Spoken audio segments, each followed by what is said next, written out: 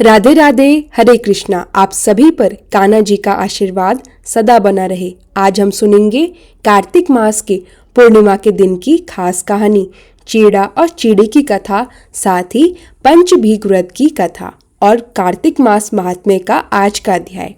कार्तिक मास अब समाप्ति की ओर है और इसके बाद मार्गशीर्ष मास प्रारंभ होगा। जो भक्त पूरे महीने उपवास रखते हैं या 5 अंतिम दिनों तक पंचभीकु व्रत करते हैं, उन्हें उद्यापन कैसे करना चाहिए, इसके बारे में आप हमारी अगली वीडियो में जानेंगे। एक बार 4 चिड़िया थी। वे सब कार्तिक स्नान करती थी। पड़वा के दिन उन्होंने सोचा, चलो आज खिचड़ी बनाते हैं। सभी ने मिलकर घी, चावल और दाल का जुगाड़ किया और खिचड़ी बनाई। सभी ने कहा, पहले स्नान करके आते हैं, फिर खिचड़ी खाएंगे। पहली चिड़िया स्नान करके आ गई। उसे भूख बहुत लगी थी तो उसने खिचड़ी की भाप खा ली। थोड़ी देर बाद दूसरी चिड़िया आई। उसने खिचड़ी का पानी पी लिया। तीसरी चिड़िया ने खिचड़ी खा ली। चौथी ने खुरचन खा लिया। कुछ समय बाद वे चारों मर गई। पुनर्जन्म और फल क्या निकला?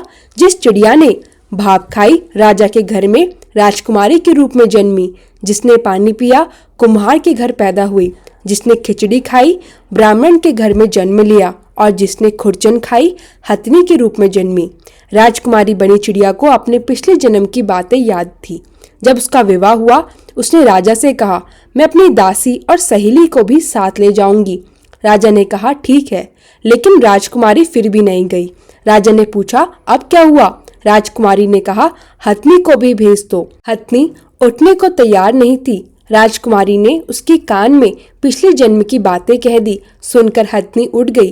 राजा ने देखा और क्रोध में तलवार निकाल दी। लेकिन जब राजकुमारी ने सब सच बताया, राजा बोला, यदि कार्तिक स्नान का इतना महत्व है तो हम भी हर साल स्नान और दान पुण्य करेंगे। तब से राजा और रानी हर साल कार्तिक स्नान करने लगे। इस दिन आटे का घर बनाते हैं। चीड़ा और चीड़ी बनाकर घर के बीच में रखते हैं। उन्हें वस्त्र बनाते हैं। घर का सारा सामान रखते हैं। खील और बताशा का भोग लगाते हैं। खिचड़ी बनाते हैं। घी, मूली और आम का अचार ठाकुर जी को भोग में अर्पित करते हैं। बाद में इसे प्रसाद रूप में ग्रहण करते हैं। हरे कृष्णा भक्तों, अब हम सुनेंगे महाराज पृथु और देवर्षि नारद की वार्ता। एक समय महाराज पृथु ने देवर्षि नारद से पूछा, हे देवर्षि, मैंने सुना है कि जय और विजय भगवान विष्णु के द्वारपाल हैं। उनके पूर्व जन्म का कौन सा पुण्य था जिससे वे वैकुंठ धाम के द्वारपाल बने? देवर्षि नारद ने कहा, हे राजन, सुनिए ध्यान पूर्वक।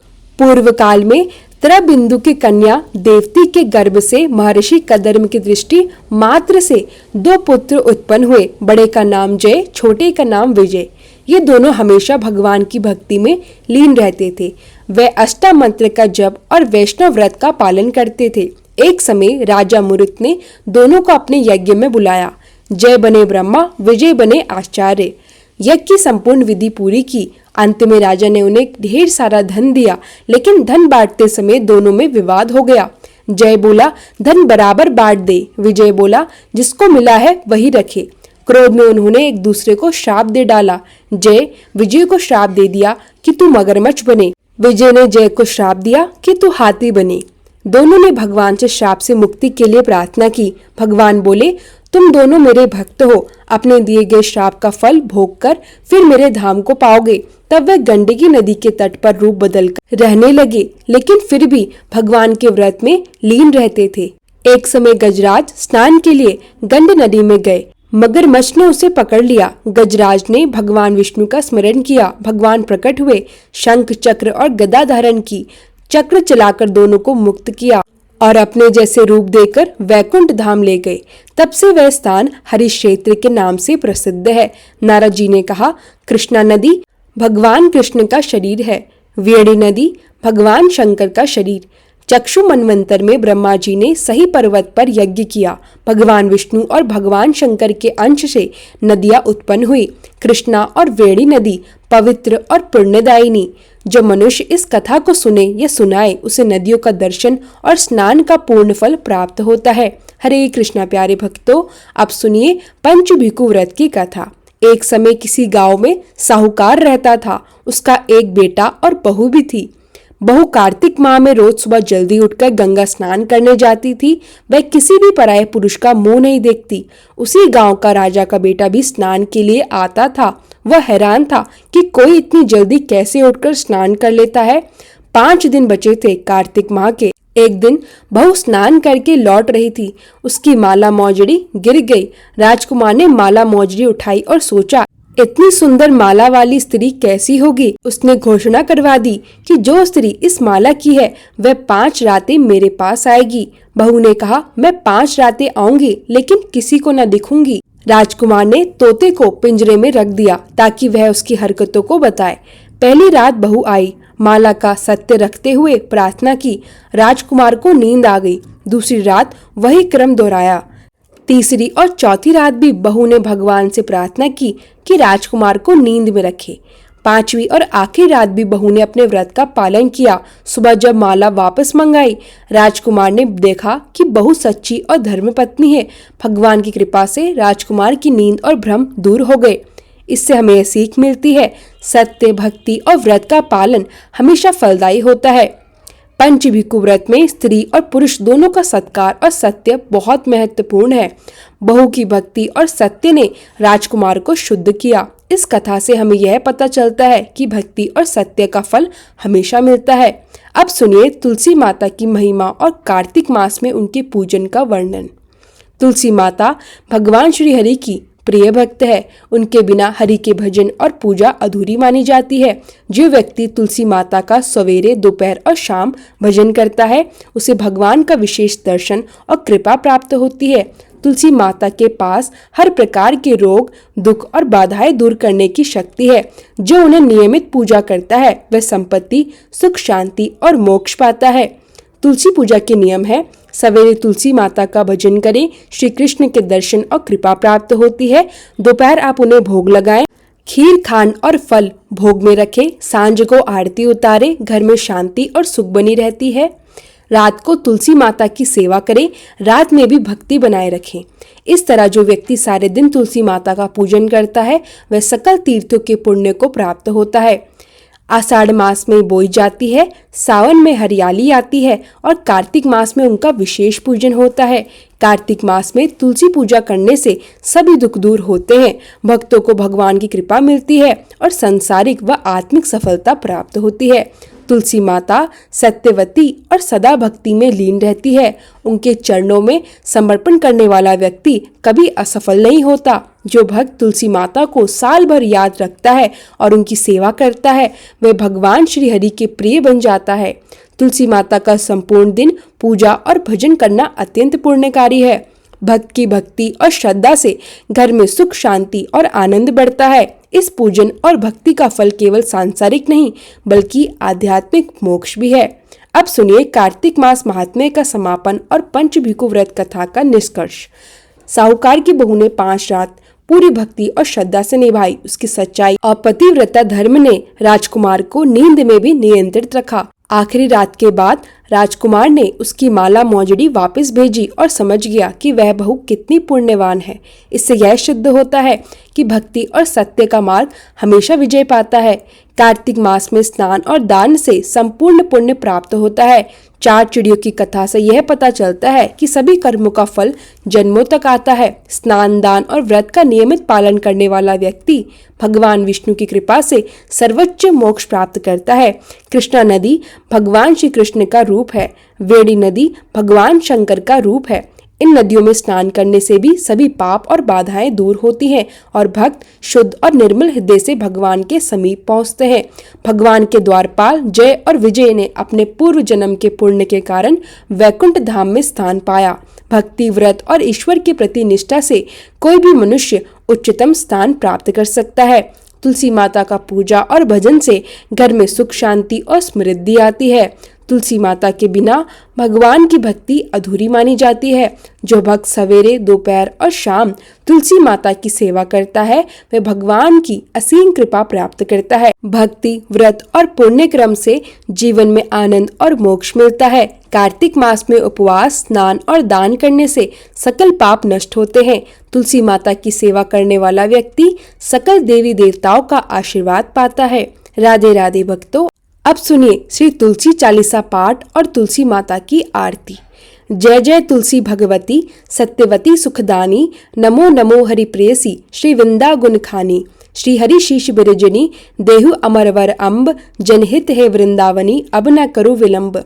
धन्य धन्य श्री तुलसी माता, महिमा अगम सदा श्रुति गाता। हरि के प्राणों से तुम प्यारी, हरि है तू कीन्हो ताप भारी। जब प्रसन्न है दर्शन दीनो, तब कर जोरी विनय उस कीनो। हे भगवंत कंत मम होहु, दीन जानी जन छड़ाहु छोहु। सुनी लक्ष्मी तुलसी की बानी, दीनो श्राप कद पर आनी। उस अयोग्य वर मांगन हारी, होहु विटप तुम जड़ तनुधारी। सुनी लक्ष्मी हे श्रेप्यो ते ही ठामा, करियो वासु तुहु नीचन धामा। दियो वचन हरि तब तत्काला, सुनह सुमुखी जन होहु बिहाला। समी पाई व्यो रो पाती तोरा, पूज्यो आस वचन सत मोरा। तब गोकुल मह गोप सुदामा, तासु बही तुलसी तू बामा। कृष्ण रास लीला के माही, राधे शक्यो प्रेम लखी नाही। दियो श्राप तुलसी है तत्काला, नर लोकी है तुम जन्म हो बाला। यो गोप वह दानव राजा, शंखचूड नामक सिर ताजा। तुलसी बही तासु की नारी, परम सती गुण रूप अगारे। अस्ते कल्प बीत जब गयो, कल्प त्रित जन्म तब भयो। वृंदा नाम भयो तुलसी को, असुर जलंधर नाम पति को। करी अति धुंध अतुल बल धामा, लीना शंकर से संग्रामा। जब निज सहन सहित शिव हारे, मरही ना तब हरिही पुकारे। पतिव्रता वृंदा थी नारी, को न सके पति ही संहारी। तब जलंधर ही भेष बनाई, वृंदा डिघरी पहुँचो जाई। शिवहित लही हरि कपट प्रसंगा, कियो सतत्व धर्म तो ही भंगा। भयो जलंधर कर संहारा, सुनिर शोक उपारा। तीषण दियो कपट हरि टारी, लखी वृंदा दुख किरा उचारी। जलंधर जस हत्यो अभीता, सोई रावण तस हरि सीता। अस प्रस्तर सम हृदय तुम्हारा, धर्म खंडी मम पति ही संहारा। यही कारण लही श्राप हमारा, होवे तनुपाषाण तुम्हारा। सुनि हरि तुरत ही वचन उचारे, दियो शाप बिना विचारे। लख्यो नानिज करतूती पति को, छलन चहो जब पार्वती को। जड़मति तू असहो जड़ रूपा, जगमह तुलसी विटप अनूपा। धग्व रूप हम शाली ग्रामा, नदी गंडकी बीच ललामा। जो तुलसी दल हम ही चढ़ ई है, सब सुख भोगी परम पद ई है। बिनु तुलसी हरि जलत शरीरा, अतिशय उठत शीश उर पीरा। जो तुलसी दल हरि शिर धारत, सो सहस घट अमृत डारत। तुलसी हरि मन रंजनिहारी, रोग दोष दुख भंजनिहारी। प्रेम सहित हरि भजन निरंतर, तुलसी राधा में नहीं अंतर। व्यंजन हूँ छपनुहु प्रकारा, बिनु तुलसी दल नहीं हरि ही प्यारा। सकल तीर्थ तुलसी तरु छाही, लहत मुक्ति जन संशय नाही। कवि सुंदर एक हरि गुण गावत, तुलसी निकट सहस गुण पावत। बसत निकट दुर्वासा धामा, जो प्रयासते पूर्व ललामा। पाठ करी ही जो नित नर नारी, होई सुख भाष्य ही त्रिपुरारी। तुलसी चालीसा पढ़ी, तुलसी तरु ग्रहधारी। दीपदान करी पुत्र फल पावेहि, बंध्यो नारी। सकल दुख दरिद्र हरिहार है, परम प्रसन्न। आश्रय धन जन लड़ही, ग्रह बसी पूर्णा अत्र। लाही अभिमत फल जगत मह, लाही पूर्ण सब काम। जेई दल अर्पिहि तुलसी, त सहस बसी हरि राम। तुलसी महिमा नाम लख, तुलसी सूत सुख राम। मानस चालीसा रचियो, जग मह तुलसी दास। आरती। तुलसी महारानी नमो नमो, हरि की पटरानी नमो नमो। तुलसी महारानी नमो नमो, हरि की पटरानी नमो नमो। धन तुलसी पूरण तब कीनो, शालीग्राम बनी पटरानी नमो नमो। तुलसी महारानी नमो नमो, हरि की पटरानी नमो नमो।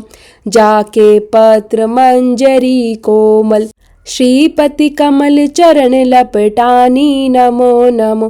तुलसी महारानी नमो नमो, हरि की पटरानी नमो नमो। कौन महीने में बोई रानी तुलसा, कौन महीने में हुई हरियाली, नमो नमो तुलसी महारानी, नमो नमो हरि की पटरानी, नमो नमो। कौन महीने में हुई तेरी पूजा, कौन महीने में हुई पटरानी, नमो नमो तुलसी महारानी, नमो नमो हरि की पटरानी, नमो नमो। आषाढ़ मास में बोई रानी तुलसा, सावन महीने में हुई हरियाली, नमो नमो तुलसी महारानी, नमो नमो हरि की पटरानी, नमो नमो। कार्तिक मास में हुई तेरी पूजा, मंगसिर मास में हुई पटरानी, नमो नमो तुलसी महारानी, नमो नमो हरि की पटरानी, नमो नमो। धूप दीप नैग्व आरती पुष्पन की वर्षा बरसानी, नमो नमो तुलसी महारानी, नमो नमो हरि की पटरानी, नमो नमो। 56 भोग 36 व्यंजन, बिन तुलसी हरि एक न मानी, नमो नमो तुलसी महारानी, नमो नमो हरि की पटरानी, नमो नमो। जो तुलसी को सवेरे गाए, श्री कृष्ण के दर्शन पाए, नमो नमो तुलसी महारानी, नमो नमो हरि की पटरानी, नमो नमो। जो तुलसी को दोपहर गाए, खीर खांड का भोग लगाए, नमो नमो तुलसी महारानी, नमो नमो हरि की पटरानी, नमो नमो। जो तुलसी को सांझ को गाए, श्री कृष्ण की आरती उतारे, नमो नमो तुलसी महारानी, नमो नमो हरि की पटरानी, नमो नमो। जो तुलसी को रात को गाए, श्री कृष्ण के चरण दबाए, नमो नमो तुलसी महारानी, नमो नमो हरि की पटरानी, नमो नमो। सभी सखी मैया तेरो यश गावे, भक्ति दानी दीजे महारानी, नमो नमो तुलसी महारानी, नमो नमो हरि की पटरानी, नमो नमो तुलसी महारानी, नमो नमो हरि की पटरानी, नमो नमो। प्रेम से बोलिए तुलसी माता की जय। श्री हरि विष्णु भगवान की जय।